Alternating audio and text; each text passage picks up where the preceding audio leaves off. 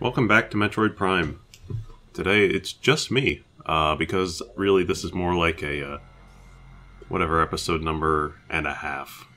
I think we're on 35, so like 35.5. Because I really just wanted to, like, get one or two items that otherwise we would have to spend like 15 or 20 minutes of our session getting. And just get those out of the way so that when we actually do our proper recording session, we can have the full hour plus just to ourselves for purposes of actually doing some exciting things other than a little bit of item collection.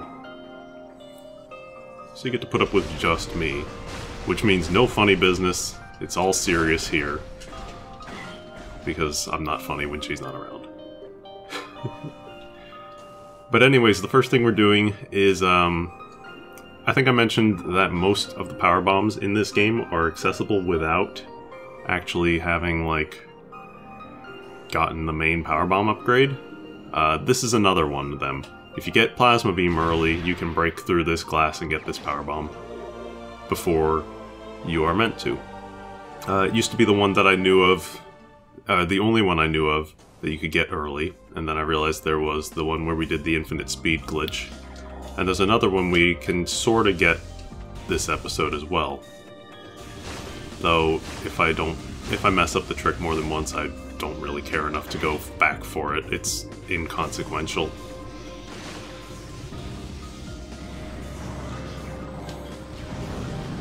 Funny part is there are these pirates here.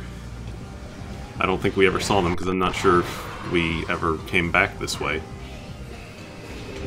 But pirates do exist in this one room once you've gotten past a certain point.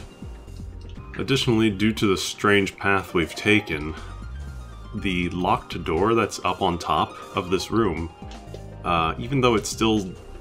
Oh, right, I have to actually raise the water in this room. Oh no, I don't have Spider Ball. I'm an idiot. I sometimes know what I'm doing. But just due to the weird path we've taken, the door that's supposed to be locked that would normally lead to Thardus was unlocked as soon as I came out of the save room. You might have been able to see that. It's not unlocked now, but thankfully we have the materials needed to get back through, so it's not a big deal in the end. It's just a weird thing. These sorts of things happen when you start messing up the entire path of the game. But yeah, I wanted to get that power bomb early just because it's handy. Considering we don't actually have the main power bomb upgrade at this point, it's not a bad thing to have more than one power bomb on hand should you need them. Let's see. So right now we're going to make our way over towards Phendrana's Edge, which is the area that has the gravity suit in it. Just because it's, we basically... I didn't want to spend the time getting the artifact that's over there on stream, because it would just be sort of us going to that area and getting it, and if we skipped it instead, we would have to come back there and it would be a huge detour. So just get it, and I'll have it for the next session. But I sort of just wanted to talk a little bit about sequence breaking and my, like, involvement with it. I don't like have any sort of, like, claim to fame for discovering any tricks or things like that. Also, I'm specifically skipping that energy tank just because I'm kind of building up a narrative that I'm gonna fight Omega Pirate with very limited resources.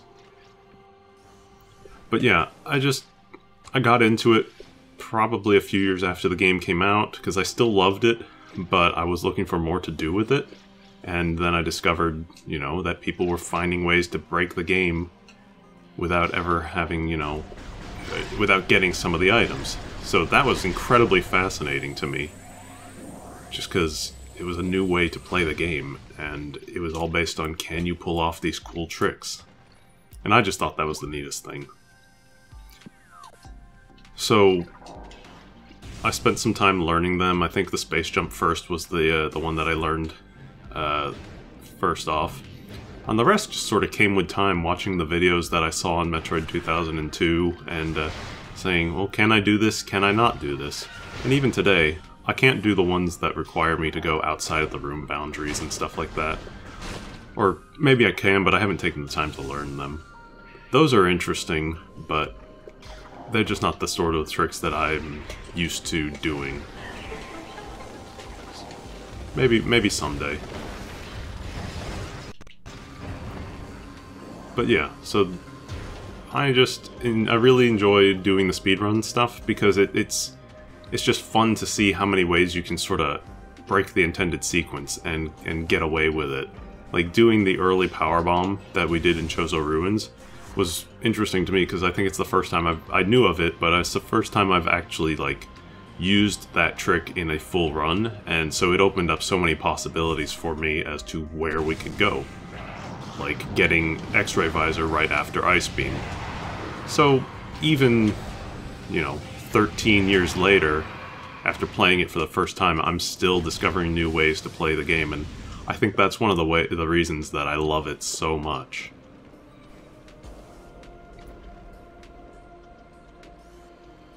So, this room. This is Phendrena's Edge. There is an artifact up in that wall over there. In order to get up there, you would normally need Grapple Beam, because you need to use those grapple points. There turns out to be a way that you can get up there without it, by jumping from this little log here onto this nook in this branch. It sort of pops you out a little bit, and then from here, if I remember correctly, you have to do a ghetto jump up to that ledge. Yeah. So pushing against that branch there gives us the vertical height needed to jump up to here. From this point, apparently my controller can bug out and not jump. So great, we gotta do that again.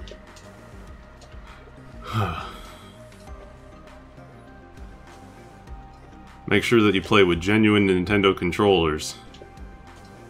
Which I am, but it's probably a fact that I'm using a GameCube controller through that Smash Bros. Adapter plugged into my computer, made working using a manual driver install. I'm amazed it actually works, but it is fantastic to actually be able to play this game with a normal GameCube controller. Anyways, now we're back up here. Hopefully the controller doesn't bug again. And so, we've skipped the grapple beam section, and we can get up here to this wall. And that would be my phone going off and dying immediately. Weird.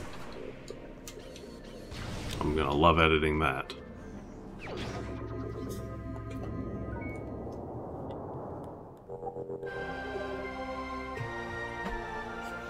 Anyway. So that gets us the artifact that we need from this area, and that's the primary reason that I'm doing this little bit, because we would have to come over here one way or another and then immediately backtrack back to the Magmoor elevator. But there's one more thing I can at least attempt to do here, which is jump across to that side. There's two ways to do it. Either you can do a very long spring space jump over there, which is where you jump and release the L button to gain the extra horizontal distance, or you can try and land on that little bit there, which is actually pretty difficult, because normally you would use this guy to grapple across. I am not going to sweat it if I don't make it. In fact, I'm probably not going to try it again if I don't make it after this one. Because it's just another powerbomb, and I probably have plenty. But it is another place where you can get a powerbomb before you're intended to. So let's see. Hey, there we go. Cool. So I know where my priorities lie. Get all the powerbomb expansions in the game. That's what I need to win. And actually I'm joking a little bit, but there's a chance I can try and use them to do damage to Omega Pirate. We'll see how that one goes, though. We are going to skip Gravity Suit, because, again, building up this whole, oh, I'm going to fight him underprepared thing, and it's just kind of neat as a challenge. But so... it's just, I just really, really love playing this game because of all the various ways that you actually can play it. It's just, for me, it has unending replay value. Like, for instance, I think I touched upon it briefly, but, like, the lower percentage runs for this game are actually pretty insane. I believe the lowest percent currently is 21%, which brings it to... each artifact counts as 1%, so you have 12 from that. You need one set of missiles, one set of missiles, bombs, morph ball. I don't know exactly all the required things, but I know what's not, so it's easier to name that off. You can basically skip Charge Beam, you can skip Super Missiles, Boost Ball, Space Jump, Grapple Beam, Gravity Suit, Thermal Visor, and one more that I'm obviously going to forget, because I always forget at least one. But, I mean, to do all that requires so much knowledge of the way that the game works and all of these skips that people have discovered over the years. And people are still trying to figure out things. For instance, you could skip X-Ray Visor if it was only possible to damage Omega Pirate as he without X-Ray Visor turned on. Like, you can damage the Metroid Prime final boss without X-Ray Visor, even though you can only see him with X-Ray Visor at certain points. But with Omega Pirate, you actually have to be watching him in X-Ray Visor to do damage. So if people could figure out a way to do that without him, or if they could figure out a way to do that without him taking damage... yeah, sure. They would be able to drop it down to 20%. And I mean, some of the items you skip are so difficult, essentially, to skip that it's just... it's too much. My plan is to actually go ahead and skip Grapple Beam and Gravity Suit, because neither of them are particularly difficult to do the skips for. Grapple Beam only requires a few, and Gravity Suit, well, spoilers, we're not going to go into the crashed frigate at all, which means I don't really have to spend any time underwater. But things like Space Jump or Boost Ball or Spider Ball, those are really something else in terms of doing the skips, because they are so integral to not only traveling through rooms, but in the case of like Boost Ball, you can also, it's all the spinner mechanics as well. So you really have to know what you're doing to get through rooms with half pipes and rooms where you have to use the boost ball to activate machinery. Spider Ball is, you have to know how to do the skip to get the early artifact in Flagra's boss room, because if you don't do that right away after beating him, you fail. You must go and get Spider Ball. There is no way to get back up that room otherwise. And if you choose to skip Super Missiles and Charge Beams, same sort of thing. You gotta know how to get past the rooms that require you to use a Super Missile to break something. So it is really complicated once you learn it, and it is incredibly impressive to watch people who do know what they are doing actually do those sequence breaks. Just because the amount of tricks, sequence breaks, and like speed maneuvers that they have discovered over these years is pretty staggering. Metroid 2002 doesn't have all of the things anymore, just because they stopped updating their main website around 2010, even though their forums are still active. But man, check out AGDQ archives of Metroid Prime, because they have runs of any percent and 100%. And they finish them in about an hour and an hour and a half, respectively. It's insane to watch, and much cooler than what I manage here.